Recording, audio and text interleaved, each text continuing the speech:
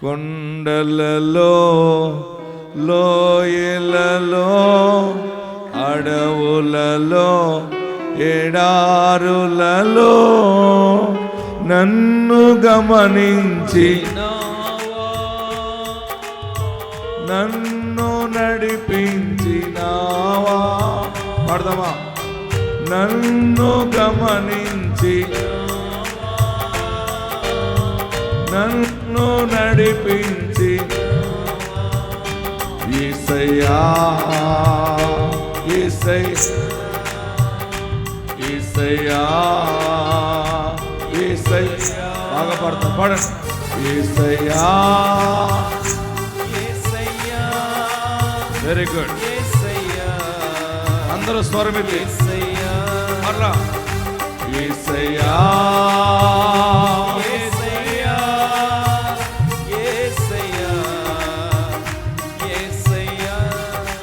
నిన్నే కొలుస్తూనయ్యా, నీవే నిన్నే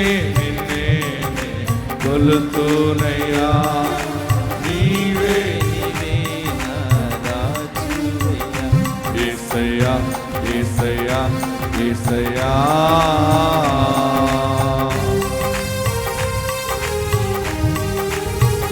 ఆత్మీయులే నన్ను అవమానించిన, అన్యులే నన్ను అపహసించిన,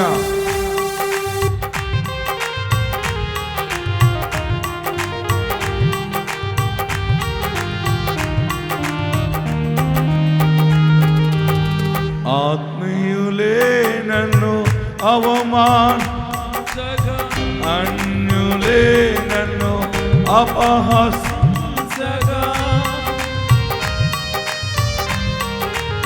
మళ్ళా పాడు. ఆత్మీయులే నన్ను అవమానించగా, అన్యులే నన్ను అపహసించగా, అండ నీవైతివయ్యా, నా కొండ నీవే యేసయ్యా, అండ నీవైతివయ్యా, కొండ నీవే యేసయ్యా యేసయ్యా. చేతులు పైకి ఎత్తబడదాం. యేసయ్యా యేసయ్యా యేసయ్యా అయ్యాని యేసయ్యాని స్వరమెత్తి అందరూ చేతులు పైకి ఎత్తబడదాం. యేసయ్యా యేసయ్యా యేసయ్యా యేసయ్యా. నిన్నే కొలుతూనయ్యా, నీవే యేసయ్యా యేసయ్యా యేసయ్యా. కొండలలో లోయలలో అడవులలో ఎడారులలో కొండలలో మళ్ళా చేతులు పైకెత్తి, రెండు చేతులు పైకెత్తి చెప్పండి. నన్ను గమనించి నన్ను నడిపించి గ్లోరీ నన్ను నన్ను నడిపించి పాడదామా? యేసయ్యా యేసయ్యా యేసయ్యా యేసయ్యాని యేసయ్యా యేసయ్యా యేసయ్యా యేసయ్యా.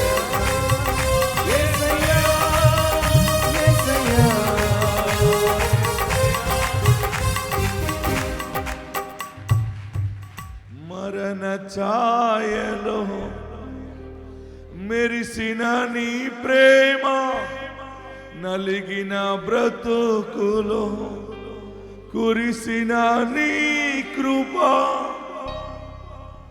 మరణ ఛాయలో.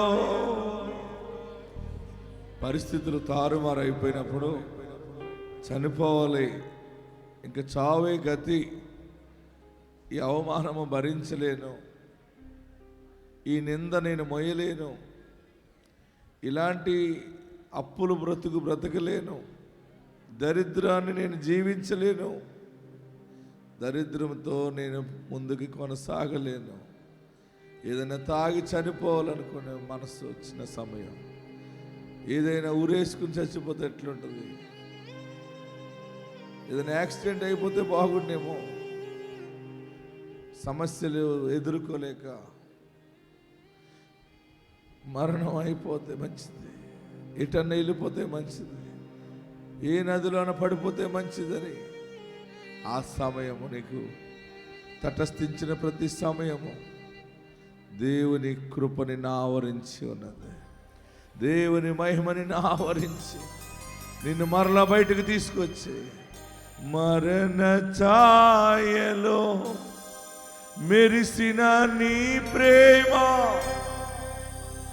చనిపోవాలనే చివరి సమయంలో నిర్ణయం తీసుకునే ఆ చివరి సమయంలో దేవుని ప్రేమ నిన్ను పట్టుకుంది, దేవుని వాక్యం నిన్ను పట్టుకుంది.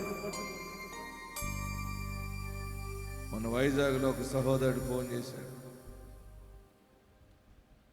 అప్పులైపోయినాయి, ఒక కంపెనీ పెట్టాడు, మొత్తం లాస్ అయిపోయింది, పరిస్థితి అంతా తారుమారు అయిపోయింది, అన్ని సమస్యలు భార్యకి చెప్పలేక 2 పిల్లలు, చిన్నపిల్లలు అనుకున్నాడట 3 రోజులు చనిపోవాలని డిసైడ్ అవుతున్నాడు. చివరికి పాయిజన్ కూడా తెచ్చిపెట్టుకున్నాడు. సాయంకాలం తాగి చనిపోదాం అనుకున్నవాడు ఈ ఒక్క రాత్రి పిల్లలతో పడుకుందాం, భార్యతో పిల్లలతో అందరం ఒక చోట పడుకోవాలన్నాడట. ఇలా మాట్లాడుతున్నారు ఏంటంటే, లేదు అందరూ ఒక చోటే పడుకుందాం, ఒకే గదిలో పడుకుందామని పిల్లలు భార్య అందరూ ఒక చోటే పండుకున్నారు. తను అనుకున్నాడు ఈ ఒక్క రాత్రి ఫ్యామిలీతో గడిపి ఉదయాన్నే చనిపోవాలి, తెల్లవారుజాముని లేచి అనుకున్నాడట. అందరూ పడుకున్నారు, ఏడుస్తూనే తను పండుకున్నాడు. ఇదే నా చివరి దినం అనుకున్నాడు. ఉదయాన్నే లేచి వాష్రూమ్కి వెళ్ళొచ్చి భార్య కూడా లేచి టీవీ పెట్టేసి పనికి చేసుకుంటుంది. కరెక్ట్గా 5:30కి 6:30కి మన ప్రార్థనా శక్తి ప్రోగ్రాం వచ్చింది. ఆ ప్రోగ్రాం అలా చూస్తూ సరే కొద్ది నిమిషాలు ఆగి వెళ్ళిపోదాం తాగుదామని కూర్చున్నాడు. దేవుని వాక్యము తనతో మాట్లాడుతుంది. చనిపోవాలని అనుకుంటున్నావా? కుటుంబాన్ని విడిచిపెట్టి వెళ్ళిపోవాలనుకుంటున్నావా? దేవుడు నీ కొరకు సిలువ వేయబడ్డాడు. ఆయన ప్రేమ నిన్ను తాకుతుంది. నువ్వు మరలా బ్రతికి గొప్ప సాక్షిగా ఉండబోతున్నావు, ఆత్మ సంబంధమైనటువంటి సాక్షిగా ఉండబోతున్నావు. ఈ రీతిగా వాక్యము తనతో మాట్లాడితే ఆ టీవీ ముందే ఏడుస్తూ అలా మోకరించేసాడు. ఆ ప్రోగ్రాం అయ్యే వరకు ఉండి ప్రోగ్రాం అయిపోయిన తర్వాత తన నిర్ణయం మార్చుకున్నాడు.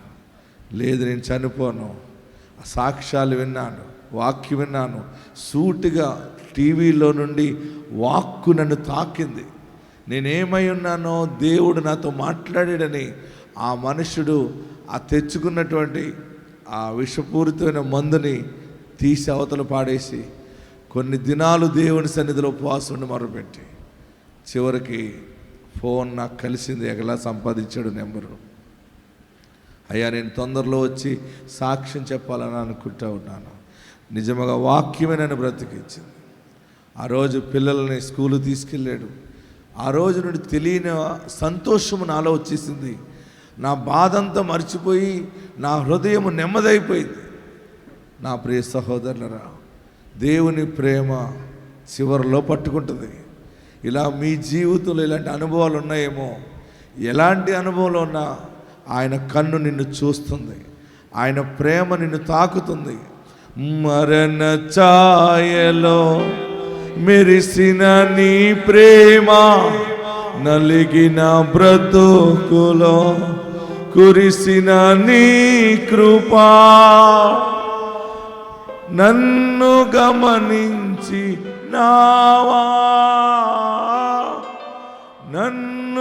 నడిపించి ఆయన గమనిస్తాడు, ఆయన బలపరుస్తాడు. వాక్యంలోకి వెళ్దాం. అందరూ కూడా పరిశుద్ధ గ్రంథాన్ని తెరవండి. బలమైన కార్యములు దేవుడు మన జీవితంలో జరిగిస్తూ ఉన్నారు. కీర్తన 82వ అధ్యాయాన్ని ధ్యానం చేసుకుందాం. దేవుడు బలమైన మాటను మనకు బయలుపరచబోతూ ఉన్నారు. కీర్తన 82వ అధ్యాయము 1వ వచనం 2వ వచనం చదవండి. బైబిల్ ఎంతమంది దగ్గర ఉన్నాయి? చూపించండి. Yes, very good. తీయండి. కీర్తన మధ్యలో ఉంటుంది, టక్కుమని వచ్చేది మీ అందరికీ.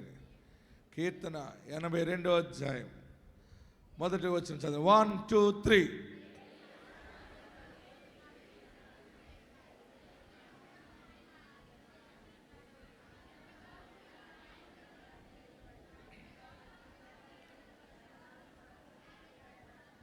మూడవ వచనం. పేదలకు తల్లిదండ్రులు లేని వారికి న్యాయము తీర్చుడి, శ్రమ గల వారికి దీనులకు న్యాయము తీర్చుడి, దరిద్రులను నిరుపేదలను విడిపించుడి, భక్తిహీనుల చేతుల నుండి వారిని తప్పించుడి. ఆగండి. ఈ కీర్తన ఆసాపు రాస్తా అన్నాడు. ఏం పేరు ఆయన పేరు?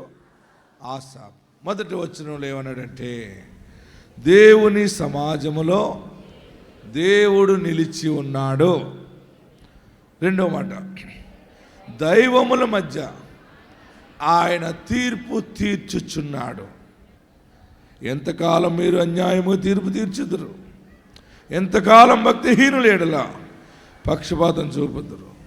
పేదలకును తల్లిదండ్రులు లేని వారికి న్యాయము తీర్చుడి, శ్రమ గల వారికి దీనులకు న్యాయము తీర్చుడి. ఈరోజు పరిశుద్ధాత్మ దేవుడు మీ పక్షముగా న్యాయము చేయబోతా ఉన్నాడు. ఆమేన్.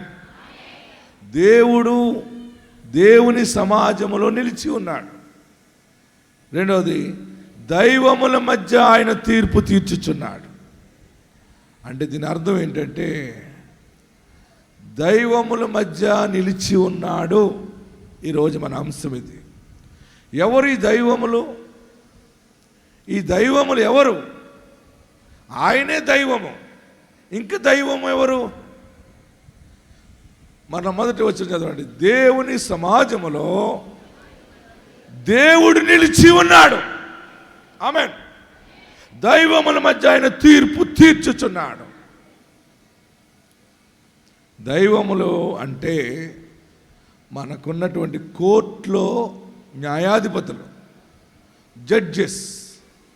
జడ్జిని ఏమంటారంటే, లోకము జడ్జిని గాడ్ అంటారు.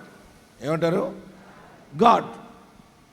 మన జిల్లా కోర్టుకి వెళ్ళామనుకోండి, ఏ కోర్టులో అయినా, హైకోర్టుకి వెళ్ళినా, సుప్రీంకోర్టుకి వెళ్ళినా ఒక జడ్జి, ఆ జడ్జిని దేవుడు అంటారనమాట. దీని మీద కొంత పరిశోధన చేసుకున్నాను నేను. నాకు కొంతమంది జడ్జెస్ ఉన్నారు. మా కజిన్ ఒక ఆయన జడ్జి ఉన్నాడు, జిల్లా జడ్జి. నాకు బాగా తెలుసున్న ఫ్రెండ్ ఒక ఆమె జడ్జి ఉంది వైజాగ్. ఆమెతో ఏదో మాట్లాడుతూ, పాస్టర్ గారు మమ్మల్నే దేవుడు అంటారండి అన్నది ఆమె. ఏమ్మా అన్నాను. మరి న్యాయాధిపతి అంటే దేవుడు. ఇక్కడ ఎవరికైనా శిక్ష వేయాలన్నా మేమే, ఎవరికైనా శిక్ష తప్పించాలన్నా మేమే. అంటే ఈ లోకములో ఉన్నటువంటి న్యాయాధిపతులను, జడ్జెస్ని దేవుళ్ళు అంటాం. దేవుడు కూడా వారికి అవకాశం ఇస్తాడు అలాగా న్యాయం తీర్చడానికి. కానీ కొంతమంది న్యాయము చెప్పకుండా అన్యాయము చేస్తుంటారు. బాగా గమనించండి.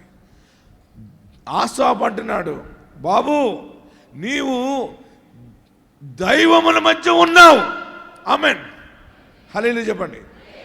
అంటే నోట్ చేసుకోండి, దేవుడు న్యాయ వ్యవస్థలో ఉన్నాడు.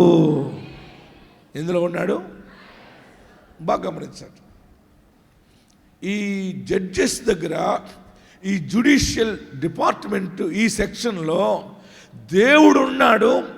వారిలో కొందరు తెలుసుకుంటారు, మన దగ్గర దైవం ఉన్నది, దేవుడున్నాడు, దేవునికి లోబడి నిన్ను న్యాయము చేయాలని చేస్తారు. కొంతమంది దేవుడున్నాడన్న మాట మర్చిపోయి, దైవ భయం పోయి లోకానికి అనుకూలముగా అమ్ముడైపోతారు, అన్యాయముగా తీర్పు తీరుస్తారు, పక్షపాతం చూపిస్తారు. కొన్ని సమయాల్లో మనకి ఎంత న్యాయమో జరుగుతుందని ఎక్స్పెక్ట్ చేస్తామో అన్యాయం జరుగుతుంది. అప్పుడు మనకి చాలా బాధ అవుతుంది, దేవా ఇలాగ అన్యాయం జరిగింది ఏంటని. ఈరోజు ఆకాశమందున్న దేవుడు నీతో మాట్లాడుతున్నాడు. నీకు జరిగిన ప్రతి అన్యాయములో ఆయన నిలిచి ఉన్నాడు. మొదటగా అంశము నోట్ చేసుకోండి, దేవుడు నీ న్యాయస్థానములో ఉన్నాడు. ఎవరు అన్యాయము చేసినా, ఎవరు దేవునికి విరోధముగా అన్యాయం చేసినా, కానీ ఫైనల్గా ఒకడున్నాడు కదా, ఆయన నీకు న్యాయము చేస్తాడు. ఆయన న్యాయము చేస్తాడు. భయపడద్దు. దేవుని ఆత్మ మాట్లాడుతుంది 2వ వచనంలో, ఎంతకాలము మీరు చదవండి, ఎంతకాలము మీరు అన్యాయముగా తీర్పు తీర్చుదురు, ఎంతకాలము భక్తిహీనుల పక్షపాతం చూపుదురు, పేదలకును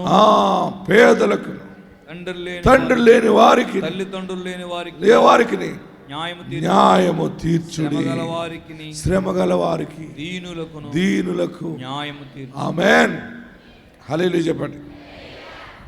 న్యాయ వ్యవస్థ ఎంత శక్తివంతమైందో తెలుసా మీకు? మనము ఒక సమస్య వచ్చిందనుకోండి, ఆ సమస్య ప్రభుత్వం దగ్గరికి వెళ్ళినప్పుడు ప్రభుత్వం కూడా మనకి సహాయం చేయలేకపోయింది అనుకోండి, అన్ని ప్రభుత్వాలు న్యాయము చేయలేనప్పుడు కూడా, ప్రభుత్వాలకి కష్టం వచ్చినా కూడా వారు కూడా న్యాయ వ్యవస్థనే ఆశ్రయిస్తారు. వారందరికీ కంటే కోర్టును ఆశ్రయిస్తాం మనం. రాజకీయ నాయకులు కష్టం వచ్చినా కోర్టుని ఆశ్రయిస్తారు, చీఫ్ మినిస్టర్ కష్టం వచ్చినా, ప్రధానమంత్రికి కష్టం వచ్చినా కూడా అందరూ దేన్ని ఆశ్రయిస్తారు? కోర్టునే. ఆ కోర్టుని ఆశ్రయిస్తారు. బాగా గమనించండి, ఆ కోర్టులో న్యాయాధిపతి ఆయన సుప్రీం. ఎవరు? అందుకనే పెద్ద కోర్టుని సుప్రీం కోర్టు అంటారు. ఏ కోర్టు అంటారు? Supreme court. నువ్వు ఎన్ని కోర్టులు దాటి వెళ్ళినా కానీ ఇంకా సుప్రీం కోర్టులో తీర్పు అయిందంటే ఇక అంతే, కథం అయిపోయింది. అంటే లోకములో న్యాయ వ్యవస్థకు అంత శక్తి ఉంది. నిజముగా న్యాయ వ్యవస్థ గొప్పది. చాలామంది దేవుని భయము జ్ఞానముతో చక్కని తీర్పులు తీరుస్తారు. కొంతమంది ధనమునకు అమ్ముడైపోతుంటారు, పక్షపాతం చూపిస్తుంటారు, దరిద్రులకు అన్యాయం చేస్తుంటారు. అయితే ఈరోజు దేవుడు వాక్యము ద్వారా నీతో మాట్లాడుతుంటే, ఎవరెవరు నీకు అన్యాయం చేసినా, కోర్టే కాదు, మీ వీధిలో ఏ న్యాయాధిపతి అన్యాయం చేసినా, మీ కుల పెద్దలలో ఎవరు అన్యాయం చేసినా, మీ పాలు పెద్దల్లో ఎవరు అన్యాయం చేసినా, మీ బంధువులలో ఎవరు అన్యాయం చేసినా, దేవుడు మాత్రము నిలిచి ఉన్నాడు. హల్లెలూయా, గట్టిగా హల్లెలూయా చెప్పండి. శ్రమలో నీకు తోడై ఉండటానికి, తండ్రి లేని నీకు సహాయం చేయటానికి, సోదరులు లేని నీకు సహాయం చేయటానికి, దిక్కులేని జీవితానికి సహాయము చేయటానికి, దరిద్రులకు, అందరు చదవండి, దరిద్రులకు, నిరుపేదలను విడిపించడానికి నీకొకడున్నాడు, నీ పక్షముగా ఉన్నాడు. మీరు అనుకోవచ్చు, మరి ఆయన ఉన్నప్పుడు ఎందుకు అన్యాయం జరుగుతుంది, ఆయన మరి చూస్తూ ఎందుకు అలా ఉన్నాడు అనుకోవచ్చు. వచ్చిందా డౌట్ మీకు? ఎంతమందికి వచ్చింది?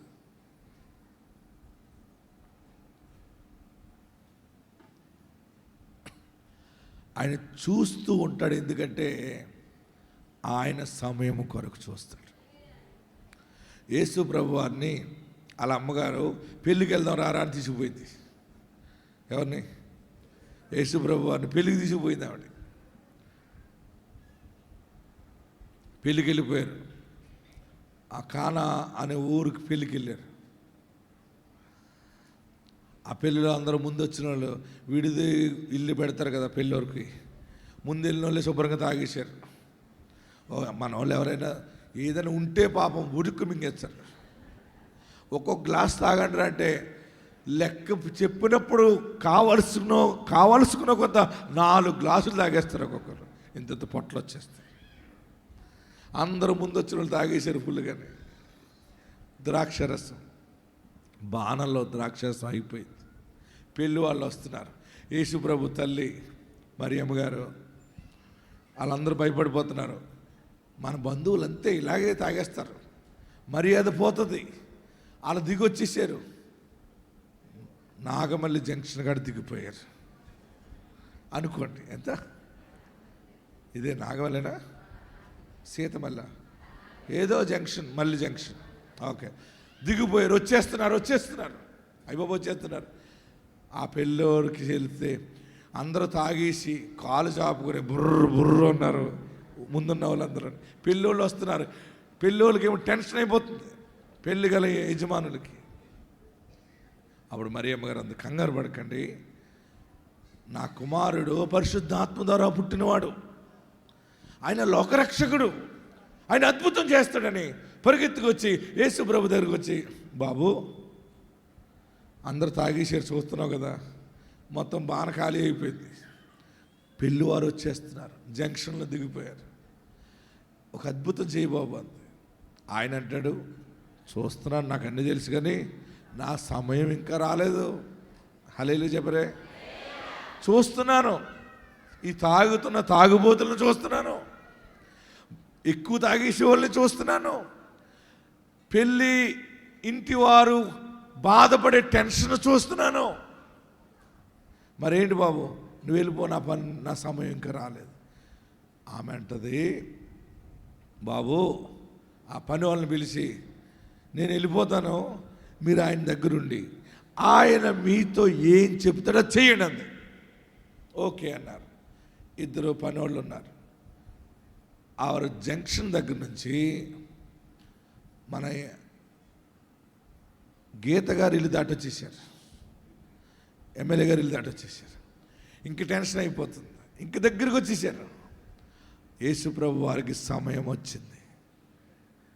ఆయన అన్నారు, ఆ పని వాళ్ళని చూసి, బాబు ఈ బాణల్లో నీళ్లు పోయండి అన్నాడు. వారంటారు, నీళ్లు పోయమంటున్నాడేంటి, తర్వాత బెల్లం కలుపుతాడేమో, మన వాళ్ళు బెల్లం పానకం ఇస్తారు కదా, అది అనుకుంటున్నారు వాళ్ళు, బెల్లం కానీ కలపమంటాడేమో అనుకుంటారు. నీళ్లు పోస్తున్నారు, యేసుప్రభు వారిని చూస్తూ నిలబడిపోయారు. తర్వాత ఏం చెప్తాడా అని. ఈ లోపల పెళ్ళి వాళ్ళు వచ్చేసారు. రండి రండి రండి, చాలా ఆలస్యం అయిపోయింది అన్నారు.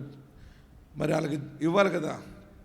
వాళ్ళు లోపలికి వస్తున్నప్పుడు ఇంట్లో అడుగు పెట్టాక నేను వెళ్ళాను ఎక్కడికి కానా ఊరు వెళ్ళాను. ఆ ద్రాక్షరస బాణలు ఉన్నాయి, ఇంకా 2 ఎన్నో ఉన్నాయి, అక్కడ 3. దాన్ని గ్లాసులో ఫిట్ చేశారు. ఇప్పుడు అది చూపించరా, అందులో ఉంటుంది. నాతో చాలామంది వచ్చారు. ఈ పెళ్ళి అయిపోయిన అందరూ మళ్ళీ పెళ్లి చేసుకున్నారు అక్కడ కానాలో పెళ్ళని. ప్రియులరా, యేసుప్రభు అన్నారు, రే మీ పాత్రలు, మీ జగ్గులు మగ్గులు అందులో ముంచండి. నీళ్ళు కదా అంటున్నారు వాళ్ళు, లేదు ముంచండి. వారు ముంచారు. అది తీసినప్పుడు ద్రాక్షరసం అయిపోయింది. దేవుని సమయము. ఆమేన్. వారి శ్రమను ఆయన చూశాడు, వారి ఆవేదన చూస్తున్నాడు. వెంటనే చేయలేదు, సమయం కరెక్ట్గా ఎప్పుడు కావాలప్పుడు ఇలా తీసిన వెంటనే ద్రాక్షరసం. ఆ పనోళ్ళు 2 ఆశ్చర్యపోయారు. తీసి ఇంకొక పాత్రలో పోసి మళ్ళీ ముంచుతున్నారు. మళ్ళీ తీస్తుంటే ద్రాక్షరసం వచ్చింది. నీళ్లు ద్రాక్షరసం అవటానికి కూడా దైవ సమయం ఆసన్నమైంది. నీకు న్యాయము జరగకుండా అన్యాయం జరుగుతుంది అనుకున్నావు కదా, దేవుడు చూస్తున్నాడా? దేవుడు గుడ్డోడేమో, దేవుడికి నేను ఇష్టరాలను కానేమో, నేను ఇష్టం లేదేమో, నేను పాపం చేసేనేమో అనుకుంటున్నావు కదా. లేదు, ఆయన నిన్ను క్షమించారు. నీకు సమయం వచ్చింది, ఆశీర్వాదాన్ని నీ కళ్ళతో చూస్తావు. దేవుడు సమాజంలో ఉన్నాడు, దేవుడు న్యాయ వ్యవస్థలో ఉన్నాడు. నీ శ్రమలో నిన్ను విడిపించటానికి, నీ దరిద్రంలో నిన్ను విడిపించటానికి, ఎవరు అన్యాయము చేసినా, ఎవరు నిన్ను దుఃఖపరిచినా, ఈరోజే దేవుడు న్యాయము జరిగిస్తున్నాడు. ఈరోజే నీ పక్షముగా మాట్లాడబోతున్నాడు. అనేక మందిని, తెలియని వారిని కూడా దేవుడు నీకు సహకారులుగా ఇస్తున్నాడు. దేవుడు సమాజంలో ఉన్నాడు, దేవుడు సమాజంలో ఉన్నాడు, దేవుడు నీ దగ్గరున్నాడు.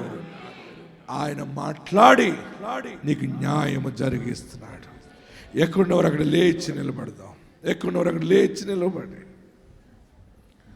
2 చేతులు పైకెత్తి, ప్రభువా నువ్వు ఉన్నావు బాబు, నీళ్ళు ద్రాక్షరసమైనట్టుగా నా బ్రతుకుని మధురముగా మార్చండి. హల్లెలూయా, హల్లెలూయా. 2 చేతులు పైకెత్తి, ఎక్కడున్నారు అక్కడ 2 చేతులు పైకెత్తి, స్ట్రైట్గా పైకెత్తి, నా పాపాలు క్షమించు, నా పాపాలు క్షమించు, నన్ను పరిశుద్ధపరచు. నీవు తప్ప నాకు ఆధారం లేదు బాబు. ఏడుస్తున్నావా? దిక్కు లేకుండా అయిపోయాను, పిల్లోడు మాట వినట్లేదు, పిల్ల మాట వినట్లేదు, ఎంత ప్రార్థన చేస్తున్నాను, ఏమైపోతుంది? ఇన్ని అప్పులు, ఎంత ప్రార్థన చేస్తున్నానో ఇంకా అప్పులు ఎక్కువైపోతున్నాయి, కానీ తీరే దారి లేదని ఏడుస్తున్నావా? దేవుడు నీ సమాజంలో ఉన్నాడు, దేవుడు నీ దుఃఖ సమయంలో ఉన్నాడు. నిన్ను విడిపించడానికి 2 చేతులు పైకెత్తి 7 మార్లు యేసయ్యా అని పిలవండి. 1 2 3 4 5 6 7. నా పాపాలు క్షమించయ్యా అని 2 చేతులు తలపైన పెట్టుకోండి. అందరు 2 చేతులు తలపైన పెట్టుకోండి. నా పాపాలు క్షమించు బాబు, నన్ను పరిశుద్ధపరచు, నీ రక్తంతో కడుగు, నన్ను శుద్ధినిగా చేయి, నీ బిడ్డగా స్వీకరించు. నా ఇంటికి నువ్వు యజమానిగా ఉండాలి, నాకు నువ్వు న్యాయాధిపతిగా ఉండాలి. న్యాయము చేసేవాడు నీవే, దైవముల మధ్య ఉన్నవాడువు నీవు. నా న్యాయము నువ్వు తీరుస్తావని 2 చేతులు తలపైన పెట్టుకుని అందరూ ప్రార్థనలో ఉండండి. యేసయ్యా నువ్వు కావాలి, మహారాజా నువ్వు నాకు కావాలి. స్తోత్రం.